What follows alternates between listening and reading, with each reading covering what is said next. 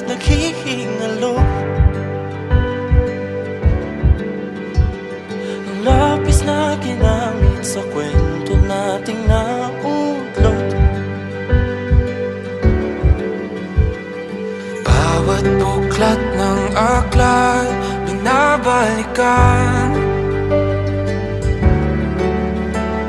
mga liham na ang laman, ligayang dala, ikaw lang ang may akda. Sa lahat ng pahinang sinulat ng tadhana, ikaw at ikaw pa rin.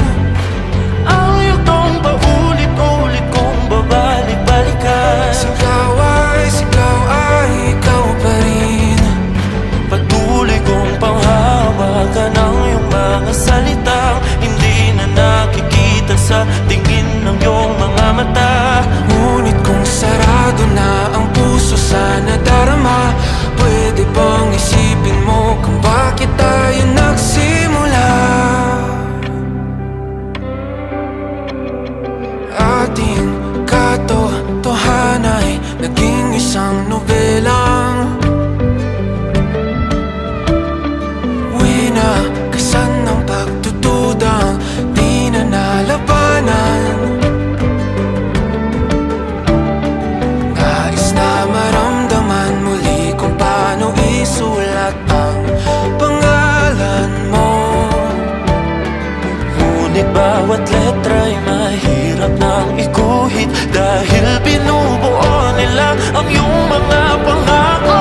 Sa lahat ng pahinang sinulat ng tadhana, ikaw at ikaw pa rin.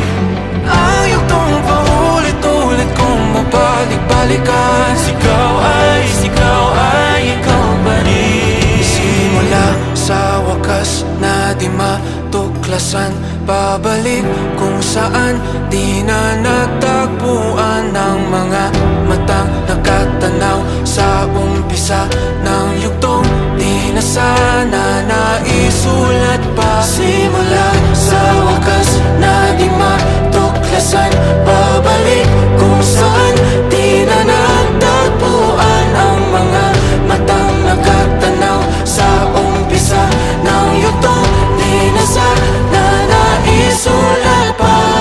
Sa lahat ng pahinang sinulat ng tadhana, ikaw at ikaw pa rin. Ang yugtong paulit-ulit kong babalik-balikan. Sigaw ay ikaw pa rin. Patuloy kong panghahawakan ang iyong mga salita, di na nakikita sa tingin ng iyong mga mata. Ngunit kung sarado na ang puso sa nadarama, pwede bang isipin mo kung bakit tayo nagsimula? Na di matuklasan, babalik ikaw pa rin. Ang mga matang nakatanaw sa umpisa ng yugtong. Sigaw